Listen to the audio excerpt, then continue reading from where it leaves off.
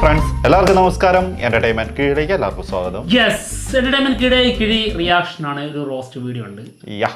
നമ്മൾ ഇതുവരെ ചെയ്യാത്തൊരു ചാനലിലെ ഒരു റോസ്റ്റ് വീഡിയോ ഉണ്ടോ, ജാഷ് ബ്രോ ആൾ ചെയ്ത ഒരു ലേറ്റസ്റ്റ് സിനിമയുടെ റോസ്റ്റ് വീഡിയോ ആണ്. കാണാം. മണിയനീച്ച.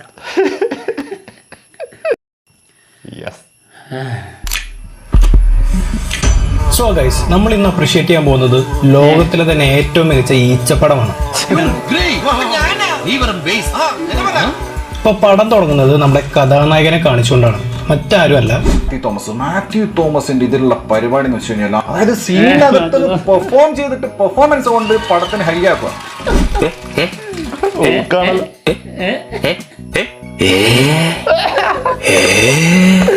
പടത്തിൽ ഇവന്റെ പണി എന്താന്ന് വെച്ചാല് വാടകയ്ക്ക് മെഷീൻ എടുത്ത് കണ്ടവന്റെ വീട്ടിലെ പുല്ല് പറയും. അങ്ങനെ പറിച്ച് കാനഡയിലേക്ക് പോകണമെന്നാണ് ഈ വിണ്ണഞ്ചക്കന്റെ ആഗ്രഹം. പക്ഷെ വീട്ടുകാർക്ക് ഇവനെ അപ്പം മരിച്ച ഒഴിവിലേക്ക് LD ക്ലർക്ക് ആക്കണം. ഇതാണ് ഇവന്റെ ഡാഡി.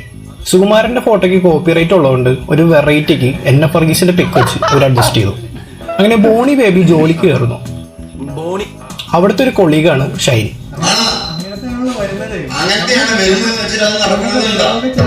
ആ ഷൈനല്ല, ഇതൊരു കാട്ടുകോഴി ഞരമ്പൻ ഷൈൻ. ഇവന്റെ പ്രധാന ഹോബി എന്താന്ന് വെച്ചാല്, ഓഫീസിൽ വേറൊരു പെടക്കോഴിയുണ്ട്, അവരാണെങ്കിൽ ഇവനേക്കാൾ കഷ്ടം. ഓഫീസിൽ നിന്ന് വീടെത്തിയ ഇങ്ങനെ പുഷ്പിച്ച് ഒലിപ്പിച്ച് നടക്കുക. അതാണ് ഇവരുടെ ലവ് ലാംഗ്വേജ്. എന്തിയായിരുന്നു?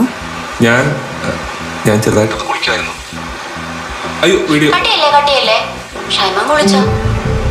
ഞാൻ കാണുന്നോണ്ട് കുഴപ്പമുണ്ടോ? ഷൈമോന്റെ കണ്ണ് കാണാൻ എന്ത് രസാ. ഇതിങ്ങനെ എപ്പോഴും പറയണ്ട. ഇതൊക്കെ കാണുമ്പോൾ നമ്മൾ ഓർക്കും ഇത് ഇതേപോലെ എന്തെങ്കിലും ഒരു ക്രിഞ്ച് പൈങ്കിളി പരിപാടി ആയിരിക്കും. പക്ഷെ ഇതല്ല ഗൈസ്. എന്റെ കെട്ടിയോൻ വിളിക്കുന്നുണ്ട്. അവര് തമ്മിൽ, ഈ കഥാപാത്രങ്ങൾ തമ്മിൽ യാതൊരു ഇമോഷണൽ കണക്ഷനില്ല. കള്ളവടി. ഒരു അവസരം കിട്ടിയാൽ ഇവര് പരിസരം മറക്കും, കന്യമാസത്തിലെ പട്ടികളെ പോലെ. ഷൈനെ കടിക്കാൻ തോന്നും. അമ്മയും മോളൊന്നും വീട്ടിലില്ല, അവര് കായംകുളത്ത് പോയിരിക്കും. പടം ഇതുവരെ കണ്ടപ്പോൾ ഒരു കാര്യം മനസ്സിലായി. രാജമൗലിയുടെ ഈച്ച പോലെ ഒരു ഫാന്റസി 3D പടം പ്രതീക്ഷിച്ചു പോയാൽ ഈ B ഗ്രേഡ് ദൃശ്യാപരാധം കണ്ടുകൊണ്ട് അഡ്ജസ്റ്റ് ചെയ്യേണ്ട അവസ്ഥയാണ്. ഞാൻ എന്തായാലും അനുഭവിച്ചു, നിങ്ങളും കൂടി അനുഭവിക്കും. അങ്ങനെ വീട്ടിലൊന്നും നടക്കാണ്ടായപ്പോ രണ്ടാളും കൂടി ഓഫീസിൽ തുടങ്ങും. ഷൈൻ വെർജിൻ ആണോ? ഈ സ്നേഹമാണോ അതോ കാമാണോ? കഴപ്പാണ്.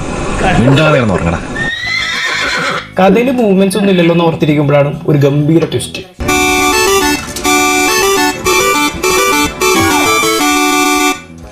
ലോക ചരിത്രത്തിൽ ഞെട്ടിച്ചുകൊണ്ട് സ്ത്രീത്വത്തെ അപമാനിച്ചു വന്നേ. ജയിലിലേക്ക് ഒരു കംപ്ലൈന്റ് ഉണ്ട്. 354 മോനെ കൊണ്ടുപോയി വന്നേ. അങ്ങനെ നിലത്ത് വേണം കോണ്ടം തിരിച്ചു കൊടുത്തതിന് ഡോണി ബേബി ജയിലിലാവുന്നു. ആര് പടച്ച് വിടുന്നതേ ഇമാതിരി സ്ക്രിപ്റ്റ് ഒക്കെ. അങ്ങനെ സ്ത്രീത്വത്തെ അപമാനിച്ചെന്നും പറഞ്ഞ് ഇവനെ സബ് ജയിലിലേക്ക് തട്ടും. ആൻഡ് ഇവനെ മാലിയിട്ട് ആദരിക്കാനായിട്ട് ഒരു ലോഡ് വാങ്ങലും പുറത്ത് വേറെ. ജയിലിൽ വെച്ച് ബോണി ഒരു ടെറർ വില്ലനെ പരിചയപ്പെടാൻ കഴിച്ചു.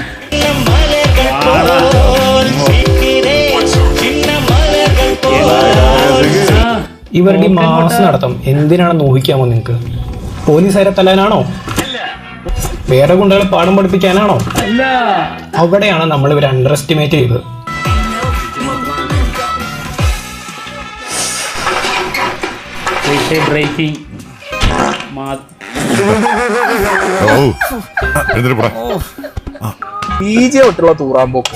ഈ സിനിമയില് മനോജ് KJന്റെ ബാബുരാജിന്റെ റോൾ എന്താണെന്ന് വെച്ചാൽ, മനോജ് എന്ന ഒരു മജിസ്ട്രേറ്റ് ആണ്. ഇയാൾക്ക് ബാർ അസോസിയേഷനിൽ പണിയെടുത്ത് മടുക്കുമ്പോൾ വീട്ടിൽ വന്നിരിക്കും.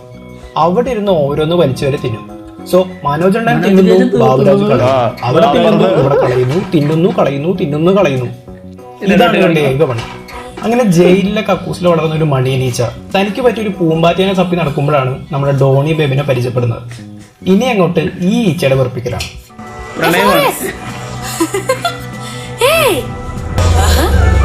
തല്ലിത്തോൽപ്പിക്കാനാണോ പരിപാടി? നടക്കില്ല ഫ്ലവേഴ്സ്.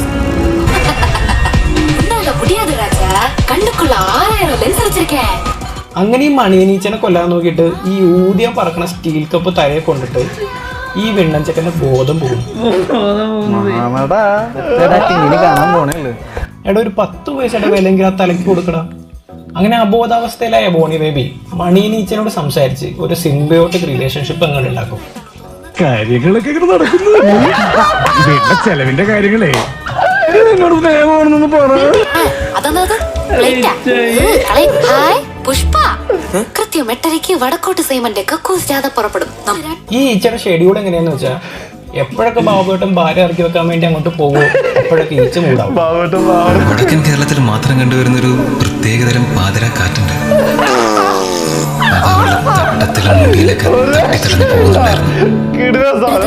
അങ്ങനെ ഒരു ദിവസം ബോണിനോട് ഈച്ച തന്നെ കഥ പറയും. അതിന്റെ അച്ഛൻ ഈച്ച ഏതൊരു കൊതുക് ബാറ്റിന്റെ ഇടയിൽ പോയി കരിഞ്ഞമർന്നാണ് മരിച്ചതെന്ന്.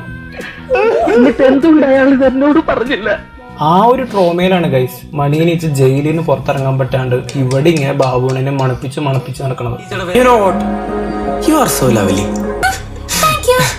അങ്ങനെ ബോണി ഈ ശനി പിടിച്ച ഈച്ചയ്ക്ക് ലവ്ലി എന്ന് പേരിടും. എന്നിട്ടൊരു വീടും കെട്ടിക്കൊടുക്കും. ഇയാൾക്ക് എന്താണ് വയ്യേ? അങ്ങനെ എന്തോ ഒരു പൊടിയൊക്കെ വലിച്ചു കയറ്റിയിട്ട് ചെക്കൻ മണിയനീച്ചയോടൊപ്പം ഒരു സ്വപ്ന ലോകത്താണ് താമസം.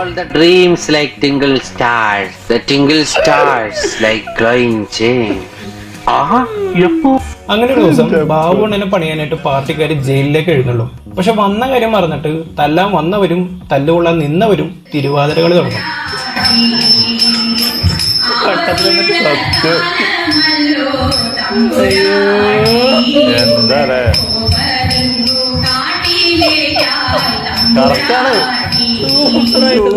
അങ്ങനെ തിരുവാതിര കഴിഞ്ഞ് ക്ഷീണിച്ച ബാബേട്ടൻ ബോണിക്ക് ഒരു കാര്യമില്ലാണ്ട് ഫുഡ് മേടിച്ചു കൊടുക്കും.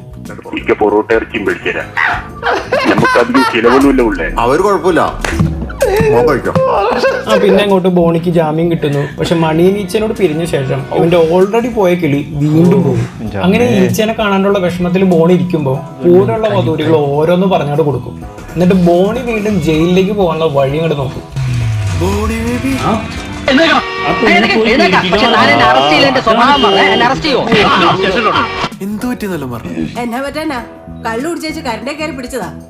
പക്ഷെ എന്തൊക്കെ ചെയ്തിട്ടും അങ്ങോട്ട് സെറ്റ് ആവണില്ല. ഇയാളുടെ പ്രായം, ജോലി, കരിയർ എല്ലാം ഈ കേസ് ഒരു സ്ത്രീ എന്ന നിലയിൽ എനിക്ക് അയാളോട് ക്ഷമിക്കാൻ പറ്റും. എനിക്ക് കോമ്പൻസേഷൻ ഒന്നും വേണ്ട, എന്നെ സബ് ജയിലിൽ വിടുവോ? അവസാനം നമ്മുടെ പിടക്കോഴി പരാതി പിൻവലിച്ചുകൊണ്ട് കേസ് തള്ളിപ്പോയി. പ്രതീക്ഷ കൈവിടാത്ത ബോണി ബേബി ഫ്രണ്ട്സിനോട് ഉപദേശം ചോദിക്കും. ആസ് യൂഷ്വൽ അവരോരോ കോണങ്ങൾ പറഞ്ഞു കൊടുക്കും. ഓ ആൻഡ് ഗസ് വാട്ട്, ഇത് കേട്ട് ഇൻസ്പയർഡ് ആയിട്ട് ബോണി അങ്ങനെ തന്നെ ചെയ്യാൻ തീരുമാനിക്കും. മിസ്റ്റർ സീരിയസ് സ്വബോധമുള്ള ആരെങ്കിലും ഇങ്ങനെയൊക്കെ എടുത്തു പോയി. അങ്ങനെ ജയിലിൽ പോകാൻ വേണ്ടി എന്ത് തെണ്ടിത്തരം കാണിക്കാൻ വേണ്ടി റെഡി ആയിട്ട് അവിടെ എത്തിയ ബോണി കണ്ടത് ആ കാട്ടുകോഴികൾ ഒന്നു ചേരലാണ്. അവിടെ ഷൈൻ ഇല്ലെങ്കിൽ എന്താ സംഭവിക്കപ്പോ? വികാരങ്ങളുടെ വിസ്ഫോടനങ്ങളോ വിചിത്രങ്ങളോ ഇല്ലാത്ത വൃത്തികെട്ട സ്ക്രിപ്റ്റ് മൊത്തം പൊളിക്കേണ്ടി വരും.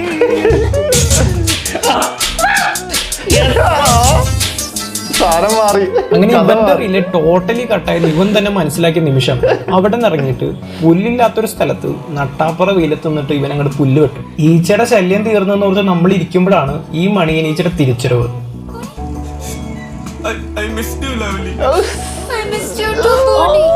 എങ്ങനെ ഇവിടം വരെ എത്തിയെന്ന് ചോദിച്ചപ്പോ ഒരു വക ബിനു അടിമാലി പറയുന്ന പോലത്തെ ഒരു കൗണ്ടർ മണിയനീച്ച പറയും.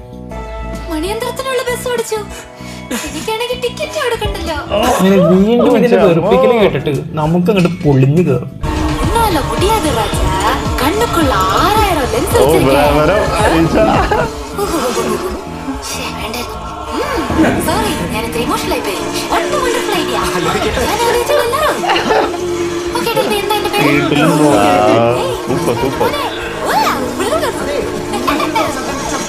ഫൈനലി നമ്മൾ എന്ത് ചെയ്യണമെന്ന് ഓർത്തോ അത് തന്നെ ഈ അപ്പാപ്പ ഒന്നങ്ങനെ ചെയ്യും.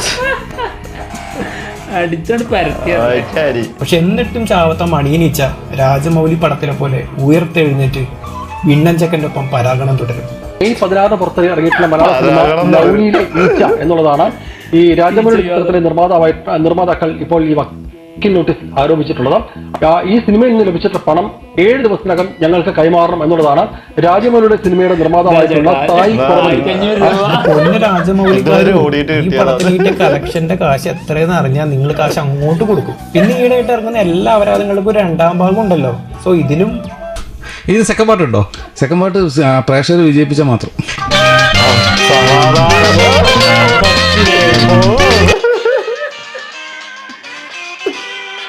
നമുക്ക് തോന്നുന്ന അതേ കാര്യങ്ങൾ അതിൽ കാണിക്കുന്നു ആ സമയങ്ങളിലല്ലേ.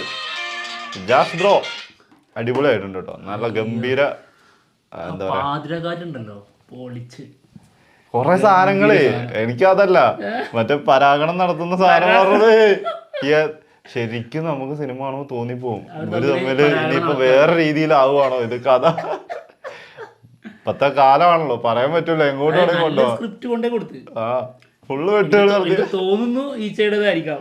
അത് വെട്ടിയിട്ട് യസ്മ ശരിക്കും അങ്ങനെ ഒരു പടത്തിന്റെ ഹാഫ് ടൈം വരെ ഈ സാധനമൊക്കെ തന്നെ ഉള്ളൂ. എന്തിനാണ് ഇതൊക്കെ 3D വെച്ചിരിക്കുന്നതെന്നാണ് ഒരു ഐഡിയ ഇല്ലാത്ത. എന്തിനാ സിനിമ അല്ല സിനിമ തന്നെ എന്തിനാന്നുള്ളത് വേറെ ചോദ്യമാണ്. ഒന്ന് ആലോചിച്ച് നോക്കണം. അതായത് സുഹൃത്ത് ഉപദേശിക്കുകയാണ്, നീ ഒരു കാര്യം ചെയ്യും, പോയി ബലാത്സംഗം ചെയ്യും, റേപ്പ് ചെയ്യ്, എന്നിട്ട് ജയിലിൽ പോകുന്നു, എന്നിട്ട് ആളിറങ്ങി തിരിക്കണ്. ഒന്ന് ആലോചിച്ച് നോക്ക്. എന്തായാലും നല്ല ഒന്നാം തരം മണ്ടത്തരമായിരുന്നു സിനിമ. കണ്ട ഞങ്ങൾ അതിനേക്കാട്ടിലും വലിയ മണ്ടന്മാരായിരുന്നു തിയേറ്ററിൽ പോയിട്ട്. ഡയലോഗും സൂപ്പർ മൊമെന്റ് ആണല്ലോ, സൂപ്പർ ഹീറോ മൊമെന്റ് ആണല്ലോ. അത് സഹിക്കാൻ പറ്റൂല കേട്ടോ. അതായത് പുല്ലൊക്കെ വെട്ടി നടന്ന് അതിന് ശേഷം ആൾക്കൊരു ജോലി കിട്ടും, സർക്കാർ ജോലി. അതൊന്നല്ല ആളുടെ ഡ്രീം. ആൾക്ക് വേറെ എന്തൊക്കെയാ ഡ്രീമാന്നൊക്കെ പറഞ്ഞിട്ട് പിന്നെ ആള് അത് ഒഴിവാക്കിയിട്ട് ചെയ്യുന്നത് അറിയോ, പുല്ല് വെട്ടുക. ഭയങ്കര ഇതാണ് അത്. അതാണ് ആളുടെ ഡ്രീം. ഇത് തന്നെ ഒരു മറ്റേ എന്താ പറയാ, അച്ഛൻ മരിച്ച ആ വയസ്സുള്ള അത്രയും പ്രായമുള്ളൂ, അയാൾക്ക് ഒരു ജോലി കിട്ടാന്ന് പറയുമ്പോ തന്നെ വലിയൊരു കിട്ടല. എന്നിട്ട് അതൊന്നും പോരാ, അതിന്റെ അപ്പുറത്താണ്. അല്ലെങ്കിൽ അങ്ങനത്തെ കഴിവ് ആൾക്ക് വേണമായിരുന്നു. അല്ലെങ്കിൽ ആ രീതിയിലുള്ള ആ ഭാഗം ആയിരിക്കണം സിനിമയിൽ പറയേണ്ടത്. ഇത് ആൾക്ക് വേറെ എന്തൊക്കെയോ ലക്ഷ്യങ്ങളുണ്ട്. അത് അച്ചീവ്മെന്റ് എന്ന് പറഞ്ഞ സാധനം ഉണ്ടല്ലോ, അല്ലെങ്കിൽ ആൾക്കൊരു പാഷൻ ഉണ്ടാവും. ആ പാഷനെ കാണിക്കണമല്ലോ. ഇതൊന്നുമില്ല. അതായത് ഒരു സുഹൃത്ത് നീ എന്നാ ഒരു കാര്യം പീഡിപ്പിക്കുക എന്ന് പറഞ്ഞു കഴിഞ്ഞാൽ പോയി പീഡിപ്പിക്കാൻ പോകുന്ന ഒരു മണ്ട ശിരോമണിയാണ് ഇതിലെ നായകൻ. എന്താണെങ്കിലും നല്ല നൈസായിട്ടുണ്ടായിരുന്നു. കൊള്ളാം. എന്തായാലും അടിപൊളി വീഡിയോ, ഞങ്ങൾ എൻജോയ് ചെയ്തു. സൂപ്പർ. ഇനിയും ഇതുപോലെ പ്രതീക്ഷിക്കുന്നു കേട്ടോ. അപ്പോൾ എന്തായാലും ഗംഭീരമായിട്ട് ഞങ്ങൾ പോവാണ്. മറ്റുള്ള വിശേഷങ്ങളുമായിട്ട് ഉടനെ തന്നെ വരാം. ബൈ.